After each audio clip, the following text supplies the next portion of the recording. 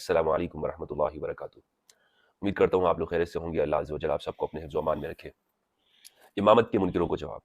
آج آپ کو ایسے لوگ ملتے ہوں گے جو آپ سے یہ پوچھتے ہوں گے کہ جناب آج کا امام کون ہے، آج ہم کس کی پیروی کریں، کس کی اتباع کریں۔ شیعوں کے امام کے نقطہ نظر کو اگر ہم دیکھیں، ان کے عقیدے کو، تو ان کے جو امام ہیں وہ تو برسہا برس ہو گئے، وہ غائب ہیں، نظر ہی نہیں آتے، سامنے ہی نہیں ہے۔ ان کے بارے میں عقیدہ ہے کہ وہ ایک غار میں چلے گئے، تو وہ آج تک مخفی ہیں اور ان سے کوئی ملاقات کا ذریعہ نہیں ہے، ان کو دیکھ نہیں سکتے کہ ان سے ہم رہنمائی لیں۔ یعنی رہنمائی کے لیے ضروری ہے کہ ایک لیڈر سامنے ہو، امام سامنے ہو، جس کے پیچھے چلا جائے۔ تو اس لیے تو وہ ہمارے امام نہیں ہو سکتے۔ دوسرا، امامت کوئی ضروری بات نہیں ہے۔ نبی صلی اللہ علیہ وآلہ وسلم نے کسی کو امام نہیں بنایا، امامت کوئی دین کا حصہ نہیں ہے۔ یہ باتیں آپ کو کہی جاتی ہوں گی، تو ایسے لوگوں سے جب آپ بات کریں، جب آپ کا واسطہ پڑے، تو آپ کو گفتگو کیسے کرنی چاہیے، ان کو جواب کیا دینا چاہیے۔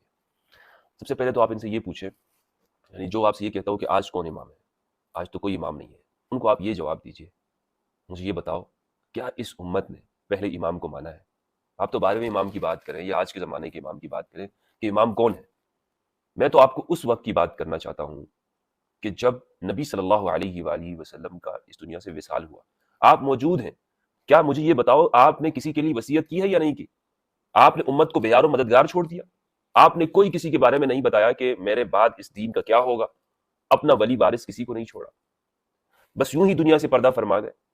یہ عقل کے خلاف ہے، یہ لاجک کے خلاف ہے، یہ عقل سلیم جس کو پوری دنیا کی عقل، آپ اس سے سوال پوچھیں کہ ایک شخص اس نے دعوت کا کام شروع کیا، پیغام لے کر آیا، اور وہ دین جو سب سے آخری اور کامل دین ہے، وہ اسی طرح اس پیغمبر اکرم صلی اللہ علیہ وآلہ وسلم نے اپنی امت کو لاوارث چھوڑ دیا۔ تو یہ سوال کریں، نمبر 2۔ دوسرا سوال یہ پوچھیں کہ بتاؤ نبی صلی اللہ علیہ وآلہ وسلم نے دین کو بیان کرنے کی ذمہ داری وہ علی کو دی ہے یا نہیں دی ہے؟ علی امام ہے یا نہیں امام؟ اور امام اس معنوں میں نہیں کہ جس معنوں میں ہمارے ہاں یہ امام ابو حنیفہ، امام شافعی، احمد بن حنبل یا امام مالک رحمہ اللہ ان کو کہا جاتا ہے۔ امام بمعنی یہ کہ اپنے بعد دین کا، مسلمانوں کی دنیاوی اور اخروی معاملات کا، اسے بیان کرنے کا جو اختیار ہے وہ علی کے پاس ہے یا نہیں ہے؟ نبی صلی اللہ علیہ وآلہ وسلم نے اس معنوں میں علی کو امام بنایا یا نہیں بنایا؟ یہ پوچھیں۔ بے شمار نصوص کثیرہ آپ کو اہل سنت والجماعت کی کتب احادیث میں مل جائیں گی جس میں نبی صلی اللہ علیہ وآلہ وسلم نے علی سے فرمایا، یا علی انت تبین لامتی ما اختلفوا من بعدی، اے علی آپ لوگوں کو ان چیزوں کا بیان کرو کہ جس میں میرے بعد لوگ دین میں اختلاف کریں۔ یہ علی کو ذمہ داری دی ہے نبی صلی اللہ علیہ وسلم۔ تو جب آج لوگ یہ کہتے ہیں کہ امام کون ہے، تو ان سے آپ یہ پوچھا کریں کہ بتاؤ جناب پہلے امام کے اوپر اتفاق ہے، ان کے بارے میں آپ کا کیا کہنا ہے؟ وہ اگر وہاں سے آغاز کر لیا، آغاز میں مان لیا، تو پھر یہ ساری باتیں درست ہو جائیں گی اور اس کو پھر آسانی کے ساتھ تسلیم کیا جا سکتا ہے، ایک سٹیپ بائی سٹیپ قبول کر لیں گے۔ 12ویں امام کے اوپر ڈائریکٹ آپ کسی سے بات نہ کیا کریں کہ نہ اس کا جواب بنتا ہے، کیونکہ پہلے امام کا یا سلسلہ امامت کا، اس میں اگر اختلاف ہو، اس میں اگر انکار ہو، تو پھر آگے کے اوپر بات کرنا میں سمجھتا ہوں وقت کا ضیاع ہے، اپنا بھی وقت ضائع کرنا ہے، دوسرے کا بھی وقت ضائع کرنا ہے۔ کیا آج امام کون ہے اور کس طرح مانے؟ میں اس سلسلے میں یہ کہتا ہوں کہ مجھ سے یہ نہ پوچھا کرو کہ آج امام کون ہے یا علی امام کیسے ہے، بلکہ میں آپ سے یہ کہتا ہوں کہ کیا صحابہ نے علی کو امام مانا ہے؟ کیا صحابہ نے علی کی پیروی کی یا نہیں کی؟ جبکہ نبی صلی اللہ علیہ وآلہ وسلم نے فرما دیا کہ اہل البیت علیہ السلام، ان کی اور قرآن کی پیروی کرنی ہے، دونوں کو لے کے چلنا ہے۔ اور یہ بات متواتر ہے کہ امام علی علیہ السلام اہل البیت کے اندر ہیں اور اہل البیت کے بھی سردار ہیں، سید اہل البیت علیہ السلام ہے۔ یہ حدیث متواتر ہے، حدیث ثقلین بھی، اور اکثر صحابہ کرام رضوان اللہ علیہم انہوں نے یہی معنی بیان کیا کہ اہل البیت علیہ السلام میں علی ان کے سردار ہیں۔ تو کیا صحابہ کرام رضوان اللہ علیہم وہ علی کی پیروی کر رہے ہیں یا نہیں کر رہے؟ ہم اس چیز کو دیکھیں گے، وہ علی کو امام مان رہے ہیں یا نہیں مان رہے؟ تو اکثر صحابہ کرام رضوان اللہ علیہم جو علی کے ساتھ تھے، انہوں نے علی کو امام مانا ہے، علی کو امام مانتے ہیں۔ اور جو مخالف ہوئے، جو دور ہوئے، وہ علی کو امام نہ ماننے کے اندر ان سے خطا ہو گئی، نہ مان سکے۔ اس کی میں مثال آپ کو چند دیتا ہوں، آپ کو ساری بات سمجھ میں آ جائے گی آسانی کے ساتھ۔ کوئی زیادہ ڈیپ فلسفے میں آپ کو جانے کی ضرورت نہیں ہے، نہ کتابیں کھنگالنے کی۔ 2-4 باتیں یہ سمجھیے، آسان لفظوں میں اس کو سمجھیے، اور پھر آپ دیکھیے کہ علی علیہ السلام، ان کی امامت آپ کو کس طرح آسان لفظوں میں سمجھ میں آئے گی انشاءاللہ عز و جل۔ امام علی علیہ السلام کے زمانے میں جنگ جمل ہوئی، صفین ہوئی، نہروان ہوئی، یہ 3 جنگیں ہوئی۔ 2 جنگیں جنگ جمل یہ طلحہ زبیر اور ام المؤمنین عائشہ رضی اللہ تعالیٰ عنہ ان کے ساتھ ہوئی، صفین شامی باغیوں کے ساتھ ہوئی، نہروان یہ خوارج کے ساتھ ہوئی۔ اس میں جو پہلی جو جنگ ہے جنگ جمل، یہ یعنی یوں دیکھیں کہ اس میں پہلے درجے کے جو صحابہ کرام ہیں وہ امام علی علیہ السلام کے مخالف ہیں، جنگ کر رہے ہیں۔ تو اب ان کے سامنے یہ کیوں آ گئے، ان کو یہ اشتباہ کیوں پڑ گیا اور علی کے خلاف کیسے آ گئے؟ سوال بنتا ہے کہ جب اور یہ حضرت زبیر رضی اللہ عنہ، حضرت طلحہ رضی اللہ عنہ، یعنی ہمارے اہل سنت میں عشرہ مبشرہ السابقون الاولون میں آتے ہیں، حضرت سعد بن ابی وقاص، اور اس میں تو کوئی اختلاف نہیں ہے سعد بن ابی وقاص سابقون اولون میں سے ہیں، یعنی اولون میں سے ہیں، یہ اس میں کوئی اختلاف نہیں ہے، بلکہ بعض اقوال میں ایسے بھی ہے کہ حضرت ابو بکر رضی اللہ عنہ سے بھی پہلے ایمان لائے، ان کی بات سے یہ معلوم ہوتا ہے۔ لیکن بہرحال اس پہ تو سیرت تاریخ دانوں کا، تاریخ نگاروں کا اتفاق ہے کہ حضرت ابو بکر رضی اللہ عنہ وہ لوگوں میں سے ہیں جو پہلے اسلام لائے، لیکن بہرحال حضرت سعد بن ابی وقاص رضی اللہ تعالیٰ عنہ اس بات کو کہا کرتے تھے۔ اچھا، تو یہ جب ان لوگوں کو اشتباہ پڑ گیا تو بعد میں پھر لوگوں کو ان کو بھی پڑ سکتا ہے۔ تو یہاں میں آپ کو بتاؤں کہ امام علی علیہ السلام نے ان کو پھر سمجھایا کہ تم جو مجھ سے اختلاف کر رہے ہو اس کی بنیاد کیا ہے۔ تو جب یہ غلط فہمی ان کے ذہن سے نکل گئی، معاملہ ختم ہو گیا۔ جنگ کے دوران ہی امام علی علیہ السلام نے حضرت زبیر رضی اللہ عنہ ان کو بلایا اور ان سے پوچھا، زبیر بتاؤ مجھ سے کیوں لڑ رہے ہو؟ حضرت زبیر رضی اللہ عنہ نے بتایا کہ یہ بات ہے اور اس طرح معاملہ ہوا۔ امام علی علیہ السلام نے فرمایا کہ جواب دیا، نہج البلاغہ میں موجود ہے اور دیگر کتابوں میں، کہ اس میں آپ لوگوں کو پتا ہے کہ کن لوگوں کی طرف سے ہوا ہے، اور پھر یہ پوچھا کہ بتاؤ کہ میرے خلاف کیوں آئے، مجھ سے کیوں جنگ کر رہے ہو، اور پھر کیا تمہیں نبی صلی اللہ علیہ وآلہ وسلم نے، امام علی علیہ السلام نے یاد دلایا کہ فلاں موقع کے اوپر نبی صلی اللہ علیہ وآلہ وسلم نے فرمایا تھا زبیر تم علی سے جنگ کر رہے ہوگے اور اس وقت تم غلطی پر ہوگے۔ حضرت زبیر رضی اللہ عنہ کو یہ بات یاد آ گئی اور وہ پیچھے چلے گئے۔ حضرت طلحہ رضی اللہ عنہ این جنگ کے دوران میں امام علی علیہ السلام نے ان کو بلایا، حضرت طلحہ سامنے آئے، پوچھا طلحہ مجھ سے کیوں لڑ رہے ہو، کیوں میرے مخالف کیوں آئے ہو؟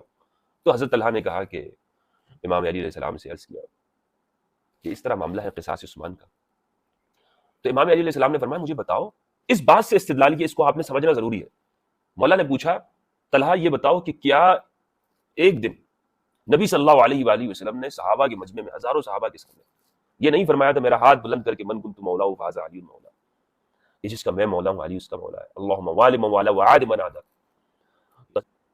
تو امام علی علیہ السلام نے فرمایا تو پھر جب تم اس بات کو مانتے ہو کہ میں تمہارا مولا ہوں، سب کا مولا میں ہوں، زبیر کا مولا میں ہوں، حضرت عائشہ رضی اللہ عنہا کا مولا میں ہوں، ابو بکر عمر رضی اللہ عنہما ان کا مولا میں ہوں، سب کا میں مولا، تو میرے خلاف جنگ کرنے کی تمہیں کیسے اجازت ہو گئی، کیسے میرے خلاف جنگ کے لیے آ گئے؟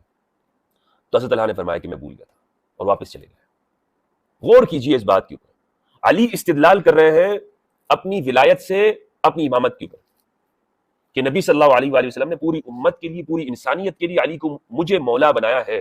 تو اس کا مطلب یہ ہے کہ اس کا معنی یہ ہے، مطلب تو پھر میں لفظ استعمال کر رہا ہوں، مولا علی علیہ السلام کے لیے مطلب وغیرہ نہیں، مولا علی علیہ السلام وہ اس کو یقین سمجھتے ہیں، ان کے لیے جس طرح دین کی روشنی ہے اسی طرح وہ ان کا اس چیز کے اوپر دیکھتے ہیں کہ میں مسلمانوں کا امام ہوں اور میرے سامنے میرے خلاف نہیں آیا جا سکتا، یعنی میرے سامنے آنا یہ رسول اللہ صلی اللہ علیہ وسلم کے اس امر کی مخالفت۔ اس لیے حضرت طلحہ رضی اللہ عنہ واپس ہو گئے اور پھر جنگ نہیں کی، اور پھر مروان نے تیر مار کر ان کو شہید کر دیا۔ بھی کرتے سوال یہ ہے، یہ بات یہ بنتی ہے کہ صحابہ کو دیکھنا کیا ہے کہ وہ علی کے پیچھے چل رہے ہیں کہ نہیں چل رہے۔ ہم امامت کا تعین اور کسی سے رہنمائی لینے کا جو تعین ہے وہ کیسے کریں گے کہ یہ علی کے ساتھ ہے یا نہیں ہے؟ اس بات کو اچھی طرح سمجھ لیجئے۔ مثلا آپ مجھ سے یہ نہیں کہہ سکتے کہ جناب حضرت ابو ہریرہ رضی اللہ عنہ ان سے 5000 حدیثیں روایت ہے، میں آپ سے کہوں گا روایت ہے تو کیا ہوا، علی کے ساتھ کون شخص ہے یا نہیں ہے؟ کیوں؟ اس لیے کہ علی امام ہے، امام کی پیروی کرنا ضروری ہے۔ تو جب آپ کو علی کے دور امامت سمجھ میں آ گیا، علی وہاں سے سمجھ میں آ گئی نا بات، حدیث ثقلین، پھر حدیث منزلہ، حدیث وسیع، حدیث الدار، یہ چیزیں سمجھ میں آ گئی، اس کے بعد پھر امامت کی گفتگو آسان ہو جائے گی۔ صحابہ نے علی کے ساتھ پیروی کی ہے، علی کی پیچھے چلے ہیں یا نہیں چلے ہیں، ان کے لیے ضروری ہے اور واجب ہے۔ تو بعد میں تو آپ ہمارے دور کی بات تو آپ چھوڑیے، اس سے پھر بہت ساری چیزیں آپ کو سمجھ میں آئیں گی، مثلا فدق کا معاملہ ہے وہ آپ کو سمجھ میں آ جائے گا، علی کہاں کھڑا ہے، سیدۃ الزہرا فاطمۃ الزہرا علیہ السلام وہ کہاں پہ کھڑی ہے، ان کا موقف کیا ہے اس معاملے میں۔ تو جب آپ کو امام علی علیہ السلام کی امامت سمجھ میں آئے گی، سارا مسئلہ امامت بھی آپ کو ایک ایک کر کے اس کے وہ سارے مراحل سمجھ میں آتے جائیں گے۔ تو اس لیے اگر آپ سے بات ہو کہ امام آج کے زمانے میں کون ہے تو اسے لے کر آئیں کہ بتاؤ پہلے دور کے امام کے اوپر اتفاق ہے تمہارا، مانتے ہو، وہاں کیا کہتے ہو، بات ساری آسان ہو جائے گی اور کھل جائے گی ساری بات۔ صحابہ کرام کے لیے بھی ضروری تھا کہ وہ علی علیہ السلام کے پیچھے چلیں، کیوں؟ احادیث میں ہے، مستدرک کی روایت ہے، علی علیہ السلام سے فرمایا یا علی انت تبین لامتی ما اختلفوا من بعد، آپ بیان کرنے والے ہیں، علی بیان کرنے والے ہیں، علی مع الحق والحق مع علی، کثیر روایات ہے، متواتر روایات ہے علی کے بارے میں کہ علی حق کے ساتھ ہے، علی کی اطاعت کرنا ہے جس طرح میری اطاعت کرنی ہے، علی کی نافرمانی میری نافرمانی ہے، علی کی اطاعت اللہ کی اطاعت ہے۔ یہ سب روایات ایک ایک کر کے موجود ہے۔ میں یہاں پہ صرف آپ کو اس بات کو سمجھا رہا ہوں، کوئی کتابوں سے میں اس لیے حوالے آپ کو نہیں دے رہا ہوں کہ یہ دراصل آپ کو آسان طور پہ سمجھ میں آ جائے، بجائے اس میں کہ علمی گفتگو میں زیادہ جاتے ہیں۔ علمی گفتگو جو ہوتی ہے اس کا ایک اپنا مقام ہوتا ہے، یہاں میں اپنے ان لوگوں سے بات کرنا چاہتا ہوں جو عام سطح کے اوپر جا کے سوچتے ہیں ان چیزوں کو، ان کو ان باتوں کا معلوم علم ہونا چاہیے کہ جناب صحابہ کرام نے وہ علی کی پیروی کی ہے یا نہیں کی۔ اگر علی کی پیروی کی ہے تو آپ ان سے دین لیں گے، اور اس لیے لیں گے کہ نبی صلی اللہ علیہ وآلہ وسلم نے اپنے بعد علی کو ذمہ داری دے دی۔